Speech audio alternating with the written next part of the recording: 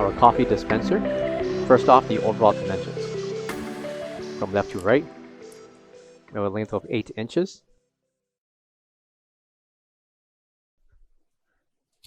A depth of 15.25 inches. And a height of 17.25 inches tall. Measurements for the base to place your coffee pot will include 5.5 inches in length by 5.5 inches in depth. And right next to the main chute will be an additional base to place your coffee pots and urns. Right on top will be the chute to pour in your ingredients to make your coffee. Coming to the top will be the up warmer start buttons along with the light indicator.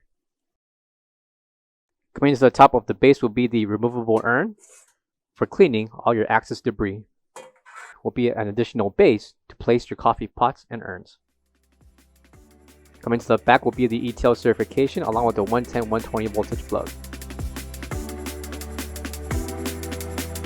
For all questions, give us a call or visit our website coolerdepotUSA.com for more information on this product.